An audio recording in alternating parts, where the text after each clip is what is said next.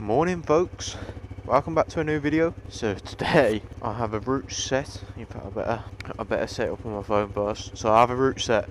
I've got a number of videos to film, and yeah, but this video in particular that you are watching right now is it's probably going to be called a year's ownership. It isn't a year's ownership, but it's basically the lifespan I've had with this bike.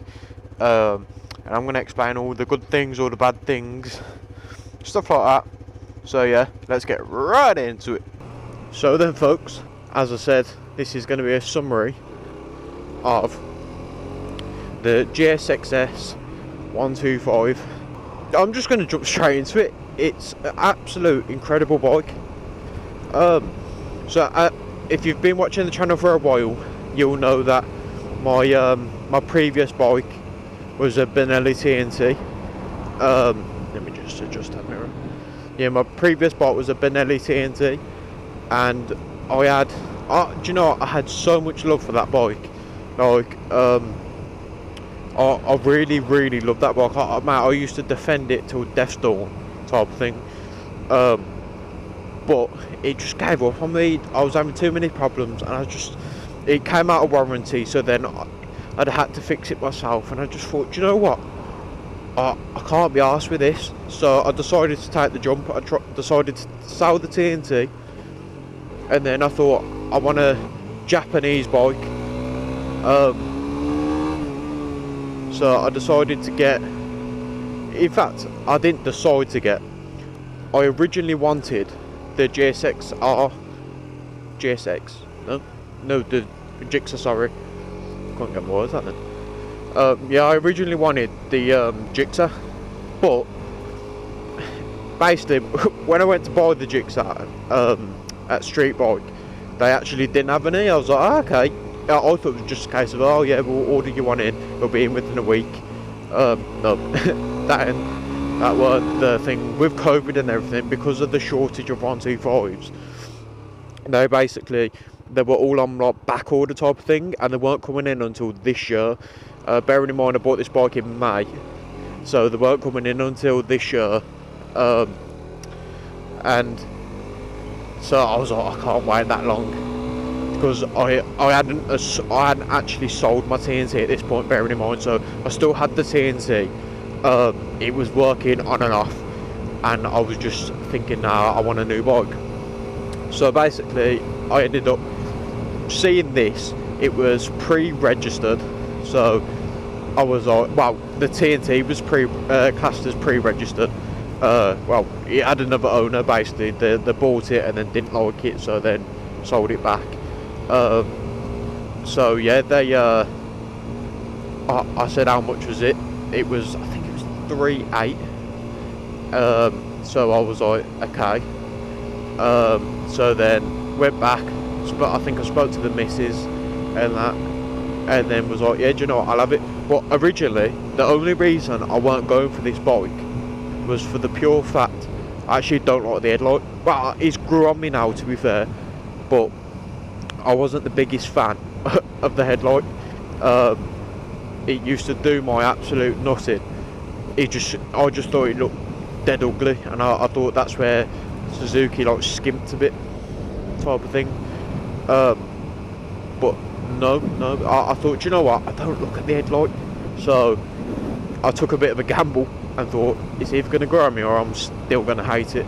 But I need a new bike. I did look at MTs and that, mate. They had no MTs whatsoever. So really my only option was to go Suzuki, but it weren't a bad thing, because that's what I was looking at anyway. So I was like, okay, it is what it is, type of thing. So I ended up getting this beauty, my Susie. So just before I tell you all the good bits and bad bits about it, I want to explain. Basically, I've got my A2 very soon. It's currently the 5th of Feb, the day of recording this, and I have my A2 on, well, I have my training day on the 28th of Feb, I have my Mod 1 on the 1st of March, which is obviously the day after, 28th of Feb. And then I have my Mod 2 on the 11th of March. So, being as all goes well, I should be picking the new bike up. Yes, that's it, the new bike. She's being purchased. In fact, I've had her for nearly a month. I've had her for nearly, on the 15th of Feb, I've had her a month. But she's still at Dudley Yamaha. The guys over there are looking after her until I've passed and whatnot. But the insurance runs out on this, on Susie, the 22nd of Feb. So I've already got a price for her. Dudley Yamaha, they asked me what I wanted. I said I want £3 for it. Obviously, if I sold it private, I could probably get a couple £100 more, but I couldn't be arsed listing it up, then waiting for a sale, and then people to mess you around. So Dudley was like, yeah, we'll give you £3 for it. That's going to them. I think I'm going to take it up the weekend before, but obviously I'll make a video on that. But yeah, enough of all the boring talk. Let's talk about the stuff that you actually want to hear. So I'm going to start off by saying, do people think this bike is reliable? And I'm going to answer for you. I'm going to answer for you, yes, this bike's reliable. I can't speak for all owners, obviously, because I know some people have had, I wouldn't say, to be fair, I'm in the owners group. I did a lot of research when I bought this bike, and I wouldn't say they've had absolute nightmares with it, but like, I think there's a lot of common battery problems and alternator problems and stuff like that. I know Reese, who I know, farewell Reese if you're watching this, he's got a Gixxer 125, and I think he suffered an alternator problem in the headlight. So yeah, they are common problems, but touch wood, I haven't. Well, as you can see, the dash there, 2,926 miles I've done on this. So yeah, you can't complain, really.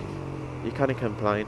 To be fair, I'd love to do so much more, but because I told Dudley that at the time of them buying it, I'd only done 3k, I've basically shot myself in the foot, because, but then again, it's not always a bad thing, because the weather is so shit at the moment, you can't really get out much anyway. So yeah, I can't wait for my A2. But anyway, I'm getting sidetracked.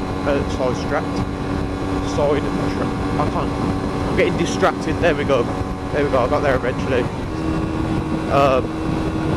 So yeah, Susie, she's a beautiful girl. But yeah, reliability, I don't think, if you are looking at buying Suzuki GSX-S, realistically, there's not a lot you have to look out for. Well, that's what I personally found anyway. I found that there weren't that much that you have to look out for, so I was actually quite happy. And Jake, it's never missed a beat. It's got the one-touch start, hazards, kill switches per, indicator feels nice. That's a big thing for me, bro, your indicators, because I'm that geezer that goes into a bike shop and starts fiddling around with the bikes and whatnot, and the indicators, if they don't feel, I don't know what the word is, that sometimes they feel a bit, well, sometimes you can click it and it don't cancel at the best of times, but you want something that's 9 times out of 10 going to cancel. So yeah, I liked everything that feels like. The clutch is light, and yeah, it's just all round. It's a good. I'm gonna say beginner's bike. I wish I had got this instead of the TNT. Like, and you guys know, if you watch my videos from my TNT, you guys know how much I love that TNT. And that, like, we accomplished some. I wouldn't say we accomplished some great things. Did I hit 100 subs on my TNT? I think I did. Yeah, I think I hit 100 subs on my TNT. We raced the Grom, beat the Grom. So, I mean, what can we say? We accomplished some good things, but nah, this bike's a different gravy. It's honestly mad. Like speed as well. Like, it will get up to national speed and whatnot without any problems really, where my TNT was absolutely wringing its neck to get up to national speed. Oh, back end switch then. I personally have never found an issue with it. Obviously each to their own and all that malarkey, but yeah, I love it. If I weren't doing my A2, obviously I'd keep this bike, but unfortunately, well, not unfortunately, I'm doing my A2. So I think I've owned this bike since May. I ain't gonna do the maths.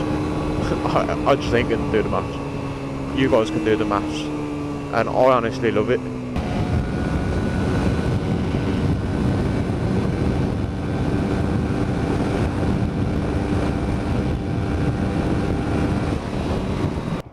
So, what else can I say about this? You know, it's a good security feature. If you can see that the shut, so basically when you take the key out, you can close it. So it's basically to stop anyone like getting a flathead in your lock and trying to like basically turn your key with no key, if that makes sense. And I suppose it's to stop anyone trying to like drill your locks out. Personally, I don't use it. But it's a good little feature, and then there's a little, like, it's like a little fob thing with like a pin in, that obviously, if you can see there, it you basically, once that's closed, you press it in and it will open the hatch again, so you can insert your key. But yeah, it's brilliant. It's got ABS. I don't know what stock tyres it's running. I've been trying to find this out ever since I bought it. Like, it's running Dunlops, but I don't know what compound of Dunlops it's running. So yeah, I've been trying to find this out. Do you know what? I'm gonna do loads of research when I'm editing this video. Just to try and find it. And if I can find it, I'll whack it on the screen. So the tyres are good. Like, mate, I basically bought it and then had the summer. Mate, the summer was lit on this. Mate, it was fucking brilliant. Like, mate, tyres offer so much grip. But when I tell you what, when they're cold and wet, they don't like to grip. But do any tyre really? I think it's just all warmth, innit? But you have to kind of treat this. I know people are gonna be like, shut the fuck up, type of thing, but you have to kind of treat this. I say it all the time, innit? You have to kind of try and treat this like a big bike. So like a big bike, you'll exit a corner, or at mid corner you keep a steady throttle. You don't fucking give it full throttle. Like in the summer you can give it full throttle. Obviously if you eat gravel, that's a different story. But mate, in the damp and that, well, as you probably can't even see, the back end twitched on me on that island, and I weren't exactly going particularly fast. It is one of them, but tyres are tyres at the end of the day. No, I don't think there'll be a point where anybody agrees on tyres. Like, some people say, oh, get rid of stock tyres, and then some people are like, oh no, stock tyres are fine, leave the stock tyres. It's a lose-lose situation. There is no winning about the situation. I'm trying to think what else I can cover on this, because to be fair, okay, we'll say some of the bad points. Well, I've already started. The tyres in the wet, you just have to be, it's not a bad point, you just have to be careful, which realistically in the wet you should be being careful anyway. Obviously Suzuki gearbox, it's stunning as per. I have to say, you can clutchless shift very, very, very easily on this. Like, I can clutchless downshift, upshift, whatnot. Obviously it's not recommended because I believe it will fuck your gearbox up after a while. But mate, it's buttery smooth. You have to be so firm with it, I found though.